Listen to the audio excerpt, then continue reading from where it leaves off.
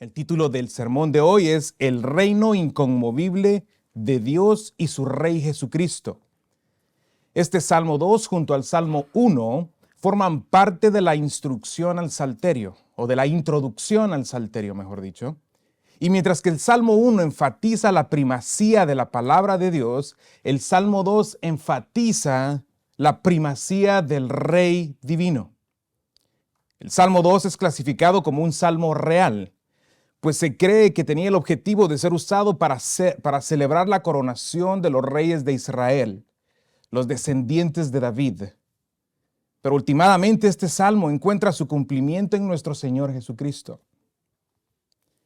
Este Salmo 2 es anónimo, pero en el libro de los Hechos, capítulo 4, 25 al 26, los creyentes bajo la inspiración del Espíritu Santo citan el Salmo 2:2 y anuncian que fue David quien dijo estas palabras. Dice Hechos 4, 25 al 26, dice: el que por el Espíritu Santo, por boca de nuestro padre David, tu siervo, dijiste: ¿por qué se enfurecieron los gentiles y los pueblos tramaron cosas vanas? Se presentaron los reyes de la tierra y los gobernantes se juntaron a una contra el Señor y contra su Cristo. Los creyentes del libro de los Hechos estaban diciendo que esto se cumplió en la muerte de Jesucristo, cuando se reunieron tanto los gentiles, Pilato, y los gobernantes judíos. Jehová le prometió a David que uno de sus hijos sería el rey eterno de su pueblo. Esto fue por medio del profeta Natán. A este se le conoce como el pacto davídico, y lo encontramos en 2 de Samuel 7, del 5 al 16. Aquí Jehová le promete un heredero eterno a David. 2 de Samuel 7, del 12 al 13 dice: cuando tus días se cumplan y reposes con tus padres, levantaré a tu descendiente después de ti, el cual saldrá de tus entrañas, y estableceré su reino. Él edificará casa a mi nombre, y yo estableceré el trono de su reino para siempre. Así que, hermanos, este Salmo 2, aprendemos que llega a cumplirse en la persona de nuestro Señor Jesucristo, en su regreso mileniario, cuando establezca su reino. Este salmo, hermanos, muestra el drama, este Salmo 2 muestra el drama de los poderes terrenales en contra de los celestiales. Nos muestra el estupor de la humanidad a causa del pecado, la cual ha llegado a tal grado que piensan que existe la posibilidad de conspirar y derrocar al gobierno soberano de Dios y su ungido. Pero este plan es absurdo, es imposible. Es como creer que una colonia de hormigas pueda derrotar al gobierno más poderoso del mundo, los Estados Unidos. El único Dios soberano responde ante esta osadía humana, estableciendo a su Rey eterno y dándole dominio y autoridad para juzgar a las naciones rebeldes. Pero no sin antes extender un llamado de arrepentimiento. Un llamado a que depongan sus armas. Dije que este salmo era un drama. Y un drama tiene a sus protagonistas. Aquí están los protagonistas de este drama en Salmo 2. Para aquellos que están tomando nota. El salmista es uno de los protagonistas en los versículos 1 y 2. Los gobernantes es el siguiente protagonista en el versículo 3. Jehová en los versículos 4 al 6. El ungido, el rey, el Mesías, son sinónimos, es lo mismo, es la misma persona, en los versículos 7 al 9. Y luego termina el salmo con el salmista, en los versículos 10 al 12. Leamos el texto. Salmo 2 dice así: ¿por qué se sublevan las naciones y los pueblos traman cosas vanas? Se levantan los reyes de la tierra y los gobernantes traman unidos contra Jehová y contra su ungido, diciendo: rompamos sus cadenas y echemos de nosotros sus cuerdas. El que se sienta como rey en los cielos se ríe. El Señor se burla de ellos. Luego les hablará en su ira y en su furor los aterrará diciendo: pero yo mismo he consagrado a mi rey sobre Sión, mi santo monte. Ciertamente anunciaré el decreto del Señor que me dijo: mi hijo eres tú, yo te he engendrado hoy. Pídeme y te daré las naciones como herencia tuya y como posesión tuya los confines de la tierra. Tú quebrantarás con vara de hierro, los desmenuzarás como vaso de alfarero. Ahora pues, oh reyes, muestren discernimiento, reciban amonestación, oh jueces de la tierra, adoren a Jehová con reverencia y alégrense con temblor. Honren al Hijo, para que no se enoje y perezcan en el camino, pues puede inflamarse de repente su ira. Cuán bienaventurados son todos los que en Él se refugian. Mi proposición es la siguiente: los individuos, naciones y gobernantes incrédulos que actualmente están en oposición a la autoridad de Dios deben someterse hoy ante el Rey de Reyes, el Señor Jesucristo. De lo contrario, serán embestidos por su furia santa. El bosquejo, tengo 4 puntos. La rebelión del mundo, versículos 1 al 3. Punto número 2, la respuesta del soberano Dios, versículos 4 al 6. El decreto del rey, versículos 7 al 9. Y el cuarto punto, el llamado al arrepentimiento a las naciones, versículos 10 al 12. Ayúdenme a orar al Señor. Padre,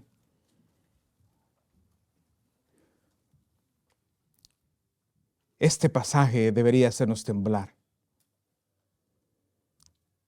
Venimos con humildad delante del trono tuyo por los méritos de Cristo.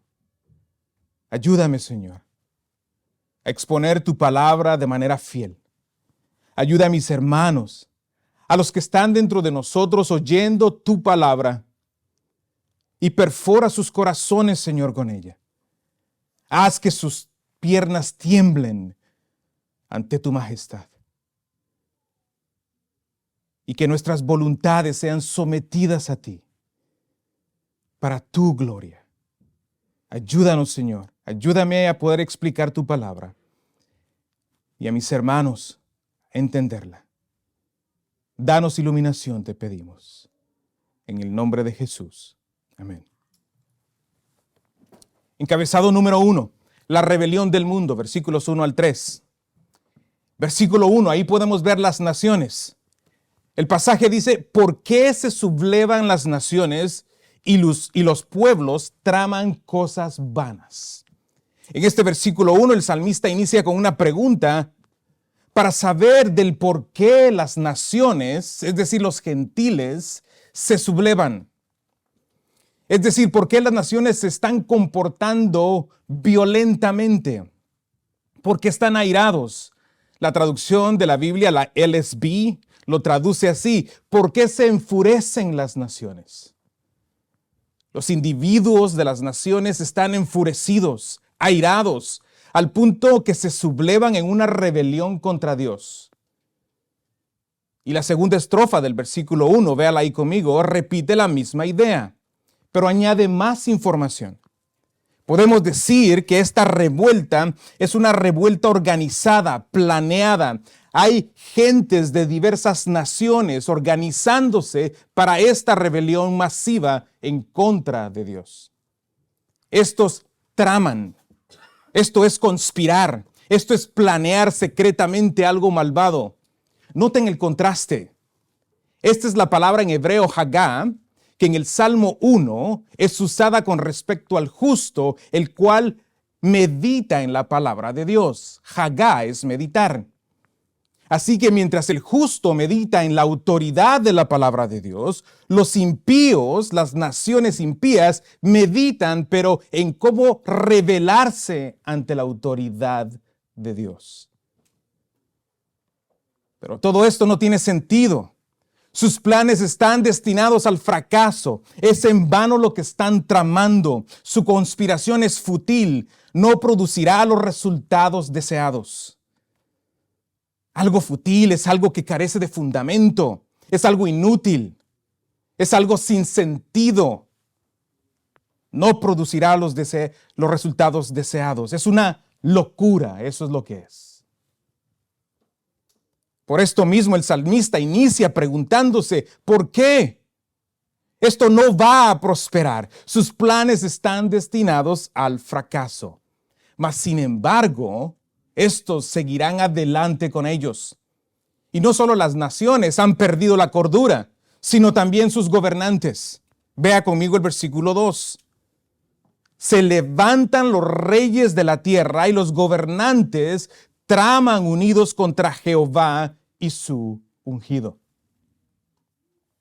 El verbo levantar tiene la connotación de tomar una posición, ya sea política o militar. Regularmente es una posición de lucha. Es decir, los reyes y gobernantes de la tierra ya han tomado su posición al respecto de esta revuelta, de esta rebelión global. Ya han hecho su decisión. Y esta es: seremos parte de esto. Les vamos a ayudar.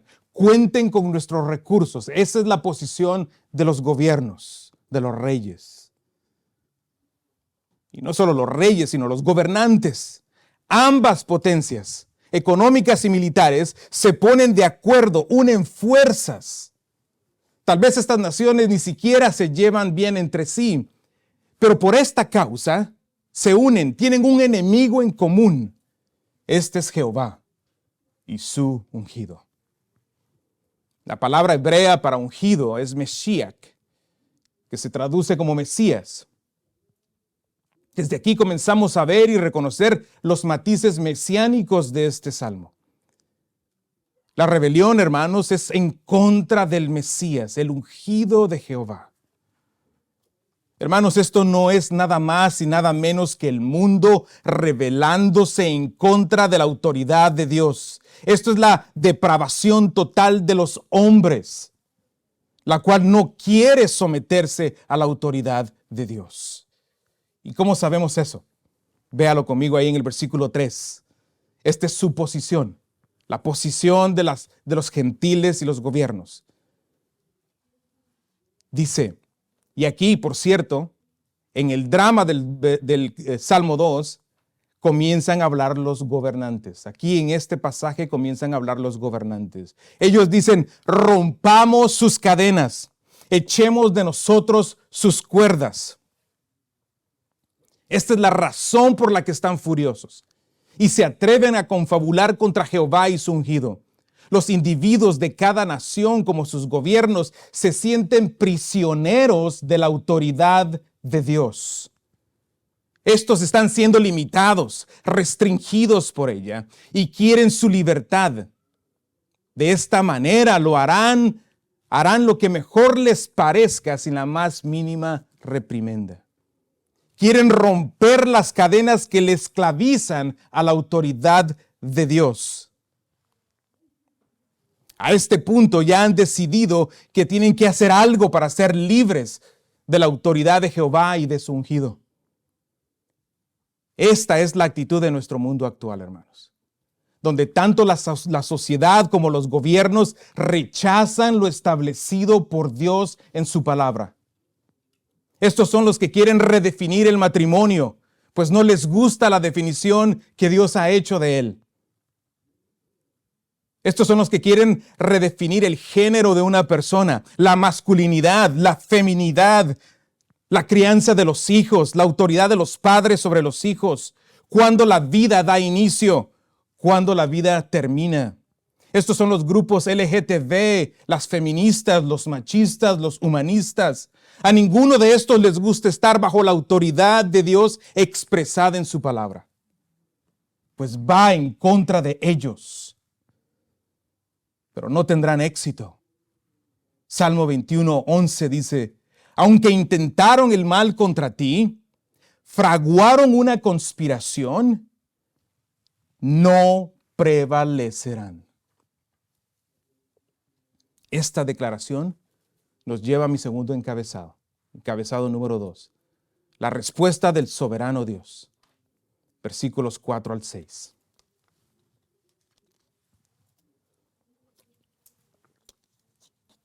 Ahora sale a escena Jehová, Dios. En versículo 4 dice, el que se sienta como rey en los cielos se ríe. El Señor se burla de ellos. 2 estrofas aquí. La primera, el que se sienta en los cielos se ríe. La frase como rey está añadida por la traducción para que tenga sentido, pero no aparece en el texto original. Pero está bien, porque eso es lo que quiere decir. Está comunicando la idea de que Dios está en su trono. Él está en control. Él está gobernando. Él es el soberano, como gran rey por encima de su creación. Si la postura de los rebeldes es de lucha, de rebelión contra Dios, la postura de Dios es de gobierno absoluto. Nada de esto le ha tomado por sorpresa. Isaías 40:22 dice, el que está sentado sobre la redondez de la tierra, cuyos habitantes son como langostas. Él es el que extiende los cielos como una cortina y los despliega como una tienda para morar. Los hombres son como grillos, son insectos. ¿Sí ve lo estúpido del plan de los hombres? Lo fútil que esto es. Dios está en control como poderoso gigante. Esta insensatez le causa risa, es motivo de risa. Pero no te dejes engañar. Esta risa no es una risa de gozo, sino una risa de juicio. Creo que es importante decir aquí que en los salmos existe algo que se llama paralelismo. Es decir, la segunda estrofa de un salmo dice lo mismo, pero usando palabras diferentes y en ocasiones añade más información. Este es el caso aquí. En la segunda estrofa del versículo 4, el salmista dice lo mismo, pero añade un elemento nuevo. Ese elemento es la palabra Señor. La palabra Señor que aparece en la Biblia de las Américas, toda mayúscula, es el nombre de Dios, Jehová. Pero cuando aparece Señor en minúscula, se está refiriendo a Adón. Ese es el nombre en hebreo, Adón. Este es Señor, Adón. Este es el título, es decir, el Señor de toda la tierra, el Señor de señores, el soberano, el poderoso, el majestuoso, quien está en control. Él se burla de las naciones y los gobiernos. No solo se ríe de ellos, sino que se burla de ellos. Pues ¿quién puede vencerlo? No existe.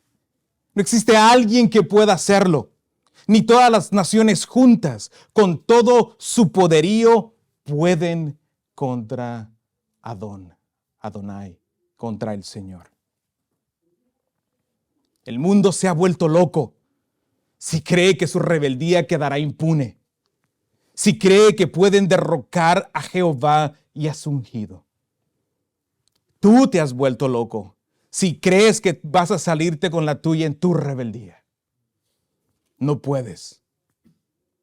Salmo 59:8 dice, pero tú, oh Jehová, te ríes de ellos, te burlas de todas las naciones. Esto, hermanos, desembocará en la ira divina. Veamos ahí el versículo 5. Su ira santa. Luego Él les hablará en su ira y en su furor los aterrará diciendo. Vemos una vez más el paralelismo aquí. Esto es aterrador. Los pueblos y los gobiernos deben de temblar ante la ira santa de Dios. Cuando Él les hable, lo hará con furia, con ira. La palabra para ira en hebreo es af, que se traduce como ira, literalmente significan fosas nasales. La imagen aquí es la de un animal furioso haciendo esto. Este es el animal furioso listo, esperando que se abra la puerta para que aplaste a sus enemigos. Esto es lo que nos está comunicando la palabra de Dios. Esta es la ira santa de Dios que atropellará a todos los rebeldes, a todos los que no se sometan a su palabra. Atropellará, los embestirá, los hará pedazos. Esta no es una ira pecaminosa como la de los seres humanos. Esta ira es justa, es santa, es la respuesta correcta para los actos atrevidos y desafiantes de la creación de Dios.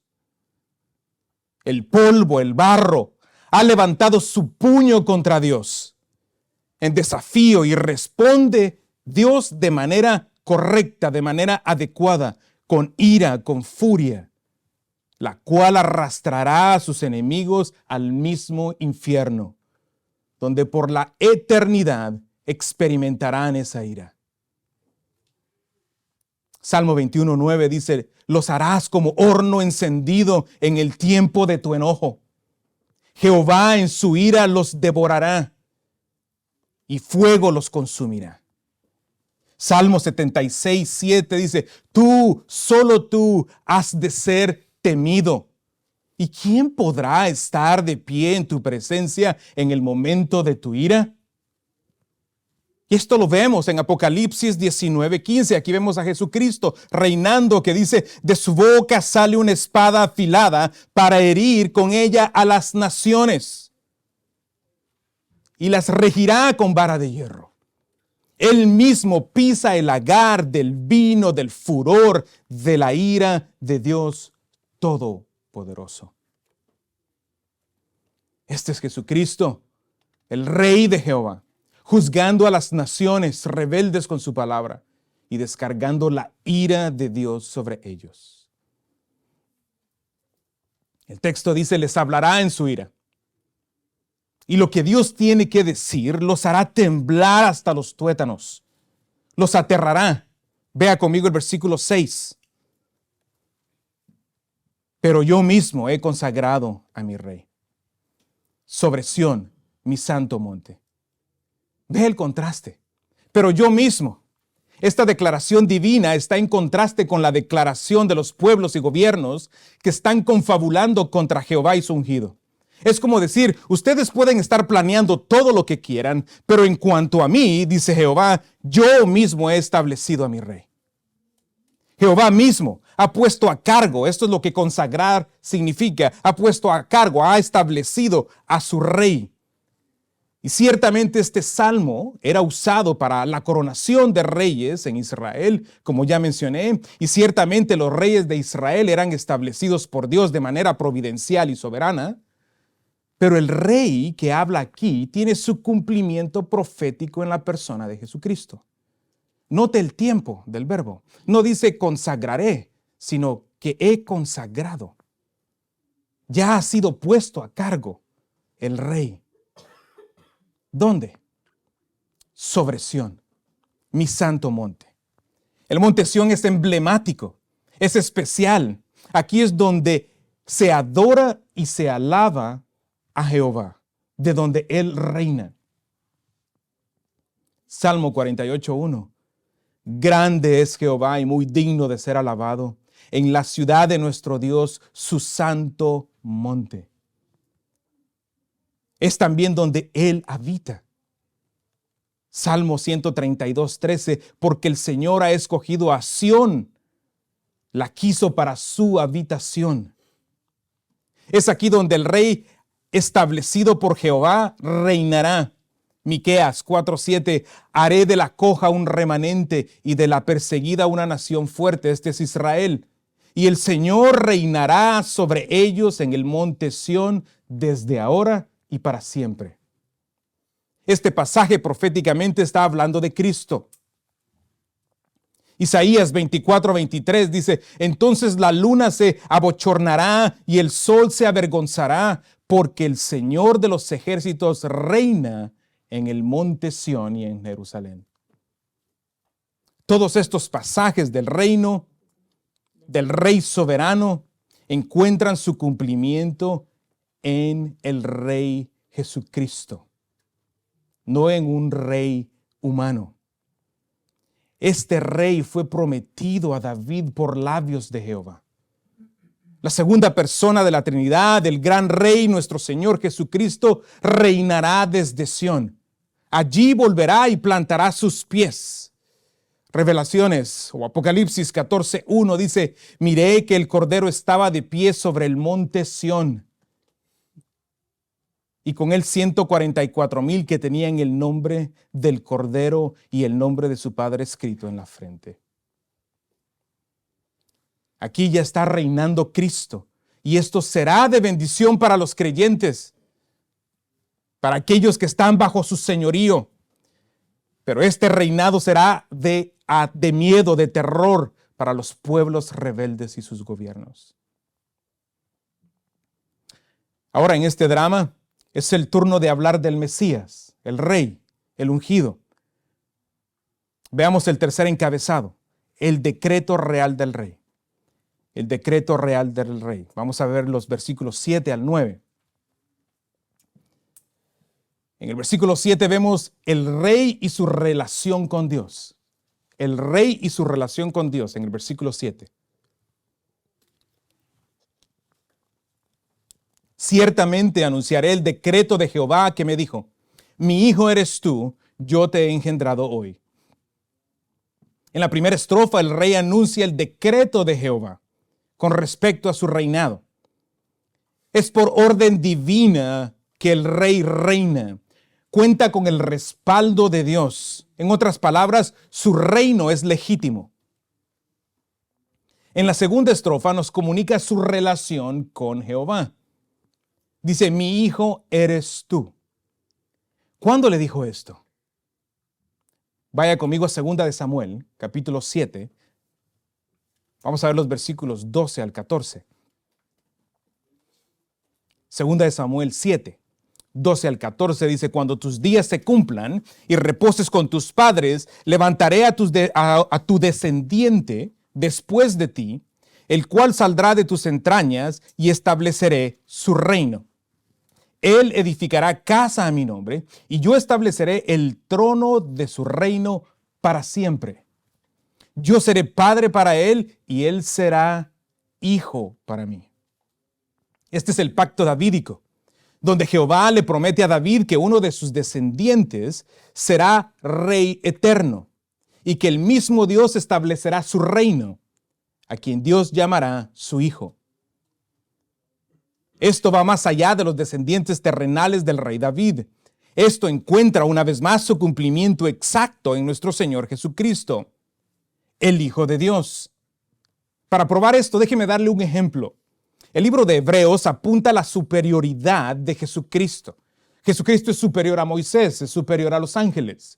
En Hebreos 1:5 dice, por ejemplo: porque ¿a cuál de los ángeles dijo Dios jamás: hijo mío eres tú, yo te he engendrado hoy?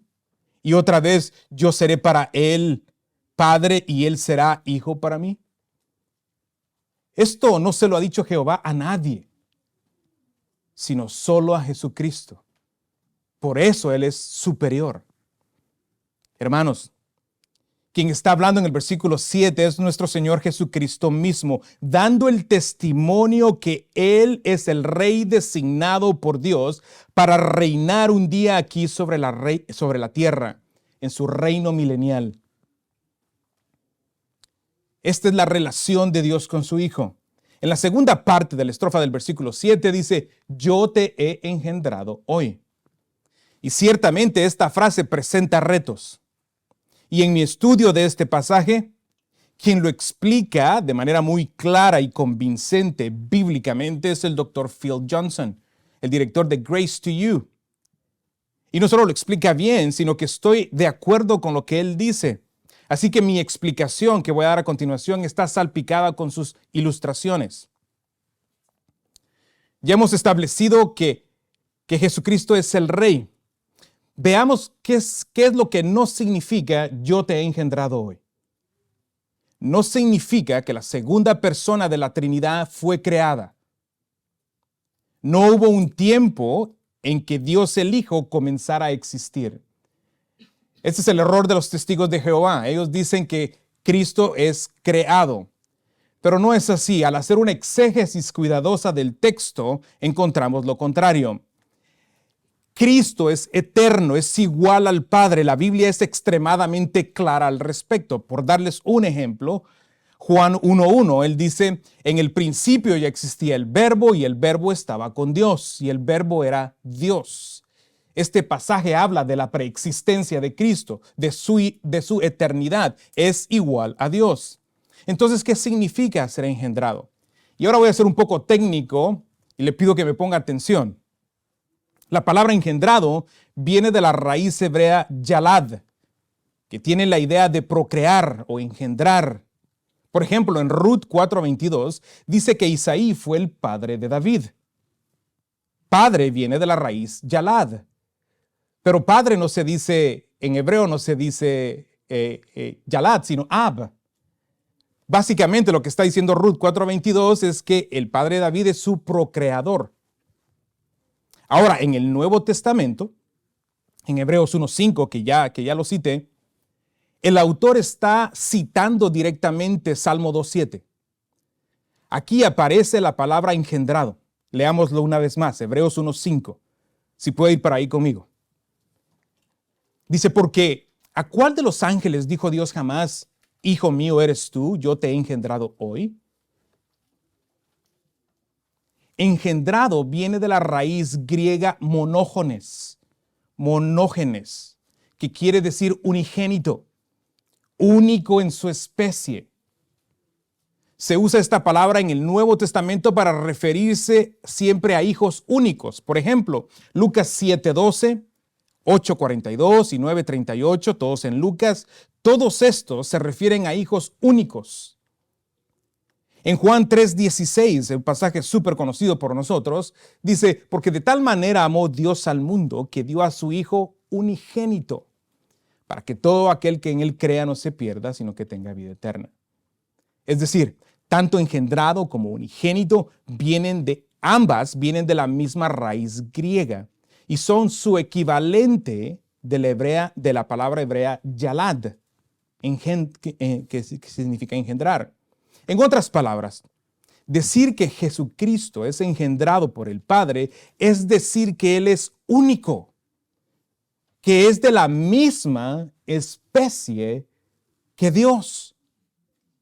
Por ejemplo, las plantas y los animales en Génesis están mandadas a engendrar y dar de su misma clase, de su misma especie. Jesús es como hijo único, engendrado por el Padre, apunta a la realidad que la segunda persona de la Trinidad es de la misma especie del Padre. Por eso el autor de Hebreos, en el capítulo 1, versículo 3, puede decir esto. Él, es decir, Cristo, es el resplandor de su gloria, es la expresión exacta de su naturaleza y sostiene todas las cosas por la palabra de su poder. Entonces, la declaración del versículo 7, yo te he engendrado hoy, se está refiriendo a la relación filial eterna del Hijo con el Padre, sin principio ni fin, donde Jesucristo el Rey es exactamente igual a Jehová. Son de la misma naturaleza. El Rey que Jehová ha establecido es como que fuese Él mismo gobernando. Dios mismo es el que va a reinar. Y este Rey divino reinará con dominio y poder. Véalo conmigo en el versículo 8.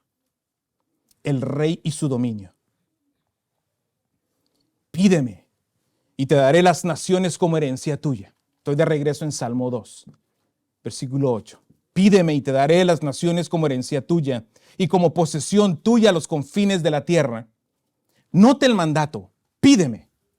Jesucristo ya nos ha demostrado su obediencia perfecta. Vemos esto en los evangelios. Así que no dude que Él también cumplirá este mandato. Jesucristo le pedirá a su Padre y Él entregará todas las naciones y los gobiernos rebeldes como herencia y posesión. Este no es un regalo como cuando Dios el Padre le dio como regalo a Jesucristo a todos los creyentes que Él ha escogido en la eternidad pasada. Juan 17:6. No, esto es para que sean subyugados, dominados, gobernados, sometidos por el Rey. El Rey divino gobernará a las naciones y gobiernos rebeldes que se levantan contra Él y contra el Padre. ¿Sí se da cuenta cómo el plan de las naciones y gobiernos está destinado al fracaso? La victoria del Rey será su dominio sobre los rebeldes. Esta será su gloria. Escuche cómo lo vio Daniel en una de sus visiones. Daniel 7:13-14 dice: seguí mirando en las visiones nocturnas y en las nubes del cielo venía uno como el Hijo del Hombre, que se dirigió al anciano de días y fue presentado ante él y le fue dado dominio, gloria y reino para que todos los pueblos, naciones y lenguas le sirvan. Su dominio es un dominio eterno que nunca pasará. Y su reino, uno que no será destruido. Este reino es glorioso, es hermoso para el creyente, no así para los pecadores rebeldes no arrepentidos, quienes sufrirán las consecuencias. Versículo 9. El rey y sus objetivos. Tú los quebrantarás con vara de hierro y los desmenuzarás como vaso de alfarero.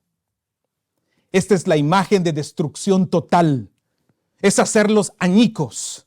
Era común en los tiempos bíblicos usar esta imagen por los reyes de las naciones para comunicar su superioridad sobre otros reyes. De manera emblemática, quebraban vasos con los nombres de sus reyes para mostrar esa superioridad. Así que la audiencia original del salmista entendió esto con cabalidad. Este rey es superior y destruirá a sus reyes enemigos. Estos son los objetivos del rey: quebrantar y desmenuzar a los locos rebeldes que creyeron que podrían derrocar a Dios de su trono, que podrían librarse de su dominio. Ellos son los que salen derrotados y dominados por el rey.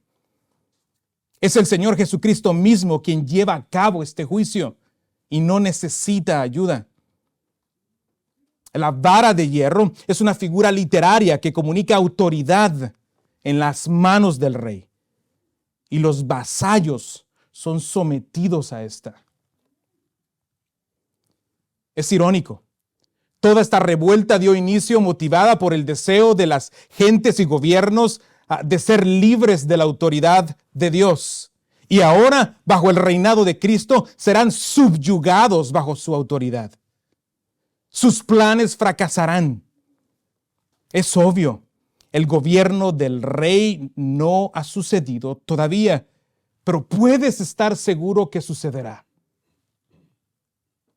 Apocalipsis 2:27 dice: y él regirá con vara de hierro, como los vasos del alfarero son hechos pedazos, como yo también he recibido autoridad de mi Padre. Aquí el Señor Jesucristo le habla a la iglesia de Tiatira y les dice que el que persevere hasta el final, el que salga vencedor, el verdadero creyente, a éste le dará autoridad para regir a las naciones, la misma autoridad que él ha recibido de su Padre. Esto es con referencia directa al Salmo 2, 7 al 9. Él reinará con vara de hierro a través de los creyentes. Seremos sus instrumentos de justicia, reinaremos con él. Esto, hermanos, tomará lugar en el reino milenario de Cristo sobre la tierra. Dios está actuando de manera coherente con sus perfecciones, con sus atributos. Como justo y santo, no puede dejar pasar este gran pecado de su creación. No lo hará. Su santidad y su justicia lo demandan. pero Él también es misericordioso. Él no tiene misericordia, Él es misericordia. Y esta no está en conflicto con su justicia y su santidad. Es por eso que puede extender una invitación al arrepentimiento antes de ejecutar su santo juicio. Veamos el último punto. Punto número 4. El llamado al arrepentimiento a las naciones. Versículos 10 al 12. Ahí en el versículo 10 vemos las advertencias y los mandatos. Ahora pues, oh reyes, muestren discernimiento, reciban amonestación, oh jueces de la tierra, adoren a Jehová con reverencia y alégrense con temblor, honren al Hijo para que no se enoje y perezcan en el camino, pues puede inflamarse de repente su ira. Ahora quien entra a la escena de este drama es nuevamente el salmista. Y a la luz de los acontecimientos que estudiamos, él hace sus comentarios y hace un llamado al arrepentimiento por medio de 5 imperativos, 5 mandatos. Les manda a mostrar discernimiento, a recibir corrección, a adorar a Jehová con temor reverente, a alegrarse con temblor y a honrar al Hijo, es decir, al Rey. Y estos mandatos tienen un sentido de urgencia. La frase ahora pues es un adverbio y está modificando a los 5 verbos. Es decir, los pueblos y los jueces de la tierra tienen que responder ahora ante los imperativos, no mañana. Y esto a la luz del dominio completo y soberano de Dios a través de Jesucristo, su Rey. No tienen la más mínima oportunidad de triunfar. El salmista les está pidiendo que depongan sus armas y se humillen al Rey. Son mandatos a responder sabiamente, pues no tienen oportunidad de ganar. Son mandatos a someterse a la disciplina real y así abandonen su revuelta. Son mandados a servir al Rey, es decir, a ser vasallos y que se rindan en adoración al Rey conquistador. Y este servicio debe de hacerse con temor reverente. Son mandados a servirle al Rey no de mala gana, sino con alegría reverente, no olvidando quién es el que está a cargo. La idea aquí es que le sirven con alegría, pero temblando, acordándose cuál era su posición al inicio. Acordémonos cuál era la posición al inicio de estos rebeldes. Era de soberbia, de autosuficiencia, y ahora le sirven al Rey de buena gana, temblando, reconociendo quién es el que manda. ¿Sí se dan cuenta cómo ha cambiado la situación? Comenzaron como rebeldes y terminan como siervos, como esclavos. Y este último mandato es la marca indiscutible de haber sido conquistados. Véala conmigo ahí. Honren al Hijo. Literalmente en hebreo dice besen al Hijo. La imagen aquí es la de los reyes conquistados viniendo ante el Rey conquistador y humillados a sus pies, los besan. Besan los pies del Rey conquistador, humillados ante su autoridad, reconociendo la autoridad del Rey y la supremacía del Rey que ha conquistado. Esa es la actitud, no solo de las naciones y los gobiernos, sino la que Dios demanda de ti hoy. Que te humilles ante Dios, que beses los pies de Cristo, que dejes tu rebelión y reconozcas su autoridad sobre tu vida. de no responder ante estos mandatos, enfrentarás las consecuencias. Perecerán ante su ira inflamada. Esta ira inflamada es una hipérbole que comunica una ira como nunca la han visto. Enorme. Pero para aquellos que respondan positivamente ante la generosidad del rey, el llamado al arrepentimiento es un acto de misericordia. Él, con todo su poderío, no tiene por qué dar este llamado. Él no está obligado a extender misericordia, pero esa es parte de su naturaleza. El bien puede destruir a todos sus enemigos y no hay quien pueda decirle algo.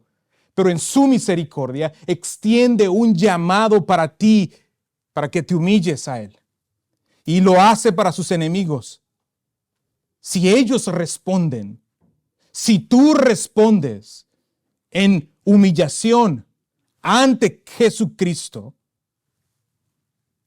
serás conocido, como lo dice el final del versículo 12. Véalo conmigo. Cuán bienaventurados son todos los que en Él se refugian. Nuestro Rey es poderoso, es santo y su juicio es justo, pero también es misericordioso. ¿Qué rey es este que pudiera destruirte en un instante? Y no hay nadie quien pueda oponerse a Él, pero al mismo tiempo te extiende su misericordia. No seas insensato, no seas rebelde, humíllate ante Cristo. Él es un gran Salvador y misericordioso.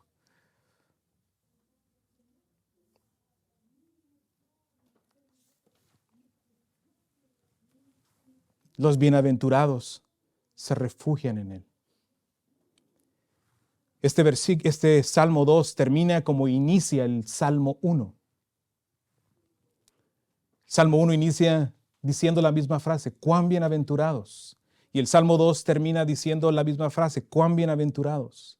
Esto es un inclusio, se conoce como un inclusio, haciendo de los dos, Salmo 1 y Salmo 2, la introducción al Salterio. Y como lo dije en mi exposición del Salmo 1, esta es la manera, si has de conocer al Dios de la Biblia, si has de conocer a Jesucristo el Salvador, tienes que saber que el justo confía en su palabra y el justo se humilla ante el señorío de Cristo. Si has de conocer al Dios de la Biblia, tendrás que entrar a conocer al Dios de la Biblia en el Salterio, en la palabra de Dios, de esta manera, reconociendo su palabra y reconociendo su señorío. Aplicación.